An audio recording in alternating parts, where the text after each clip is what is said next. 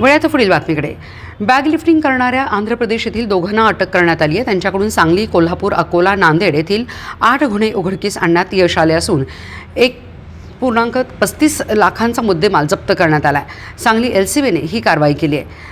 सलमान रामुलू गुडेट्टी वयवर्ष 56, संदीप सलमान गुडेट्टी वयवर्ष 32 राहणार तिप्पा बिटरगुट्टा, जिल्हा नेल्लोर, आंध्र प्रदेश अशी अटक केलेल्यांची नावे आहेत। जिल्ह्यातील बॅग लिफ्टिंगचे गुन्हे उघडकीस आणण्यासाठी निरीक्षक संजीव झाडे यांनी सहाय्यक निरीक्षक पंकज पवार यांच्या पथक तयार केले होते। पथक चोरट्यांचा शोध घेत असताना हवालदार सागर लवटे यांना ही चोरी सलमान गुडेट्टी यांच्या आंतरराज्य टोळीने शिराळा पोलीस ठाण्याच्या हद्दीत बॅग लिफ्टिंग केली असून त्यातील दोघे मिरजेतील सिनर्जी हॉस्पिटलजवळ येणार असल्याची माहिती खबऱ्याद्वारे मिळाली। पथकाने त्या परिसरात सापळा रचून दोघांना ताब्यात घेतले। त्यांची झडती घेतल्यानंतर त्याच्याकडे दागिने सापडले। त्याबाबत कसून चौकशी केल्यावर त्यांनी सांगली, कोल्हापूर, अकोला, नांदेड जिल्ह्यातील 8 ठिकाणी चोरी केल्याची कबुली दिली। त्यांना अटक करून शिराळा पोलिसांच्या ताब्यात देण्यात आले।